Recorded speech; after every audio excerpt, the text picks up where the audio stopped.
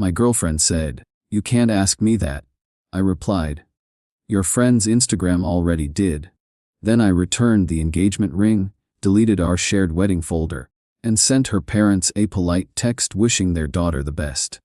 And I just smiled, because she thought she could gaslight me, but her friends accidentally tagged her new boyfriend in all their vacation photos. Original post: I am 30 years old.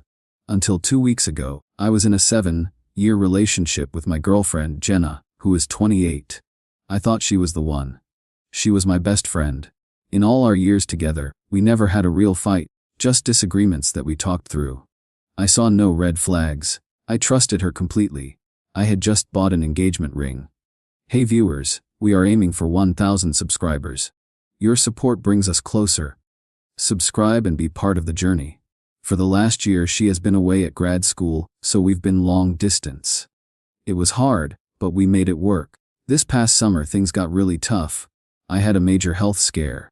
For a month, I was completely debilitated by a severe case of vertigo that doctors initially worried was a brain tumor. It was a terrifying and isolating time for me. I'll admit, I was a poor communicator. I was scared and withdrawn. We didn't talk as much, and our physical intimacy stalled. After I recovered, we had a long talk about it. We both admitted we had handled the situation poorly, but reaffirmed our commitment to each other.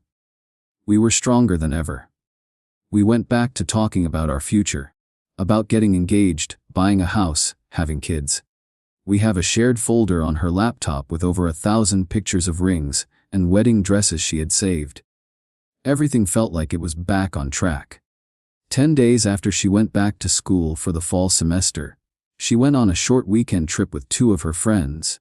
Both are in their late 20s and are, for lack of a better term, chronically single. During the trip, everything seemed normal. She sent me texts telling me she loved me and missed me. We FaceTimed for over an hour each night. Then, a few days after she got back, it was like a switch flipped. The good morning text stopped. The "I love you" messages vanished. When I called, she wouldn't pick up. She sent me a picture of herself one afternoon, and I barely recognized her. She had dyed her long blonde hair black and cut it short. It was so out of character for her, it was jarring. The end came during my lunch break at work. She called me and her voice was cold. She told me it was over. She said it was all my fault, that I was emotionally unavailable since my health scare. She said she needed more, that I wasn't enough for her anymore. She even said she never actually wanted to marry me, which felt like a knife to the gut, considering our shared folder of wedding plans. I was completely blindsided, just reeling in shock. I finally managed to ask her the one question that was screaming in my mind. Did you cheat on me? Did you meet someone else? And for the first time in the 7 years I had known her, she yelled at me. Her voice was sharp, defensive. You can't ask me that, she spat. Then, a second later she added a weak, unconvincing, no, there's not, but you can't ask me that. I didn't know what to say. The woman I had planned to spend my life with had just become a stranger. I suspect she cheated on me during that trip and is now gaslighting me, rewriting our history to make it my fault, so she doesn't have to take accountability for her own actions. I feel like I'm going crazy, but my gut is telling me something else happened, and I need to find out what it is. Update 1. After the call, I stumbled through the rest of my workday in a daze. The gaslighting was so total, so out of character, that it left me questioning my own sanity. Was I emotionally unavailable? Did I cause this? But her furious, panicked reaction to my one simple question, did you meet someone else, kept replaying in my head. It wasn't the reaction of an innocent person. It was the reaction of someone who had been caught. That night, I did something I never thought I'd do. I became a detective. I couldn't look at her social media. The pain was too raw. But I could look at her friends' profiles. The 2 friends she went on the trip with. I found their Instagram accounts. They were both public. I started scrolling through their pictures from the weekend trip. There were the usual shots, smiling faces with cocktails, a picture of the 3 of them at the beach. And then I found it. A group photo, taken at a crowded bar. It was Jenna and her 2 friends, and they were with a group of guys. One of the guys had his arm wrapped tightly around Jenna's waist, and she was leaning into him laughing. Her friends had tagged him in the photo. His name was Kyle. My heart was pounding in my chest. I clicked on the tag. His profile was public too. My breath caught in my throat. His most recent post was from 2 days ago. It was a picture of him and Jenna, sitting at an outdoor cafe, her new black hair a stark contrast to his blonde. They looked happy. They looked like a couple. The caption was simple: "Best weekend with this one." The comments were from her 2 friends. One wrote, "So happy for you guys! Finally!" The other had posted a string of heart emojis. Finally. The word hung in the air. This wasn't new. This wasn't a random weekend fling. This was something that had been building. I took screenshots of everything. The tagged photo, his post, the comments from her friends confirming the timeline. The proof was undeniable. She hadn't just cheated.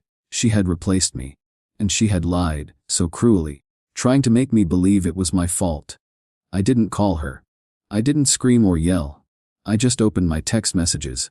I created a collage of the screenshots, the picture of her and Kyle, with her friends' congratulatory comments circled in red. I sent it to her. I only added 7 words. "I guess I can ask you that." My phone immediately started ringing. Her name flashed on the screen. I ignored it. It rang again. Ignored. Then came the flood of texts. "That's not what it looks like. He's just a friend. Please let me explain. I made a terrible mistake." I read the texts, and for the first time, I didn't feel pain. I felt a cold, liberating clarity. I turned my phone off. There was nothing left to explain. Her friend's Instagram had said it all. Update 2. The next morning, I woke up feeling strangely calm. The storm of grief and confusion had passed, leaving a quiet, resolute purpose in its wake. I turned my phone back on. The barrage of texts and missed calls from Jenna continued. I ignored them and got to work. My first call was to the jeweler. I explained the situation, and thankfully, they had a generous return policy. I told them I would be in that afternoon to return the engagement ring. My second action was digital. I opened my laptop, went to the shared folder filled with our future, and I deleted it. 1,000 pictures of rings, dresses, and wedding venues, gone in a single click. It was a small act, but it felt monumental. I was erasing the future she had pretended to want with me. Then, I packed a single box with the few belongings she still had at my apartment. A couple of sweaters, a few books, the framed photo of us from our last vacation. My final call was to her parents. They had always treated me like a son. This was hard, but necessary. Her mother answered. I was polite and calm. I told her that Jenna and I had broken up, and that I was deeply sorry. When she asked, with a worried voice, what had happened, I didn't go into the details of the cheating. I just said, she met someone else, and I think she's happier now.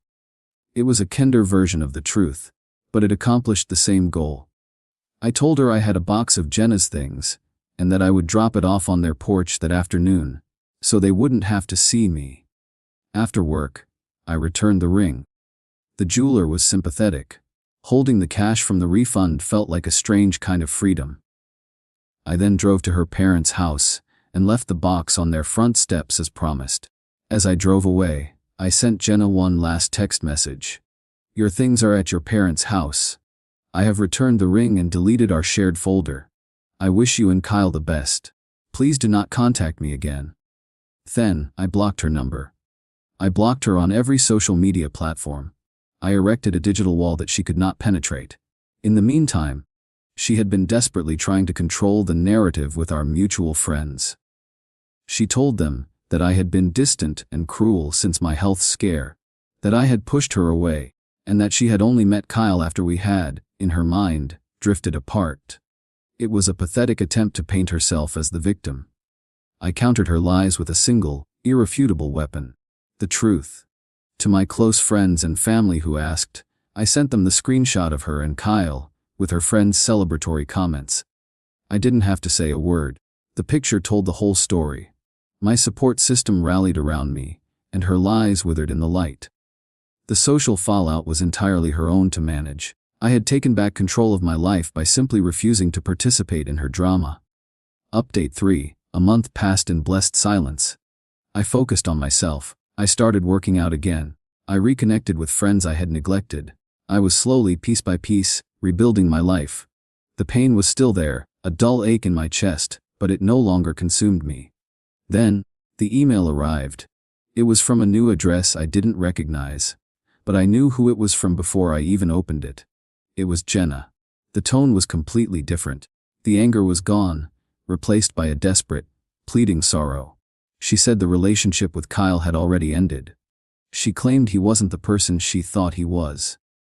She said that her friends had pushed her into it, that they were jealous of our stable, long-term relationship, and had wanted her to be single and chaotic like them. She blamed her actions on a moment of panic after my health scare, a fear that I would never be the same again. It was a long, rambling confession full of excuses, but underneath it all, there was a clear, desperate plea she wanted me back. She begged me to meet her, just once, to talk. She said she needed to apologize in person. Against my better judgment, I agreed. I knew for my own healing, I needed to see her and close this chapter for good, face to face. We met at a coffee shop, a neutral space with no memories. She looked smaller, somehow. The new black hair looked harsh on her. She started crying as soon as I sat down.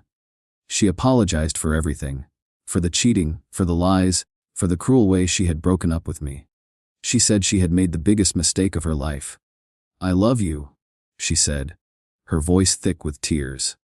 "I know I messed up, but we can fix this. We were together for 7 years. You can't just throw that away." I let her say her piece. I listened without interruption. When she was finally done, I took a slow sip of my coffee. "You're right," I said calmly. "We were together for 7 years, and in one weekend, you threw it all away for a guy you just met. And then, you spent a week trying to convince me it was my fault." I looked her straight in the eye. "You didn't come back to me because you had some great epiphany. You came back because your shiny new relationship failed. You came back because your safety net was gone. I'm not an option, Jenna. I'm not a backup plan." I stood up from the table. "The man you dumped over the phone while he was on his lunch break doesn't exist anymore. You broke him, and he had to rebuild himself. The person standing here now would never take you back. There is nothing left to fix." I left a $10 bill on the table for her coffee and walked out. I didn't look back. I left her there alone, with the consequences she had tried so desperately to outrun. Final update: it has been 7 months since that day in the coffee shop. The breakup anniversary came and went without me even noticing until a few days later. The healing has been a long and difficult road, but I am in a much better place. I've been going to therapy to deal with the trust issues and the trauma of the gaslighting. It has helped immensely. I heard through a mutual friend what happened to Jenna. After I refused to take her back, she apparently had a complete breakdown. She ended up dropping out of her grad school program and moving back in with her parents.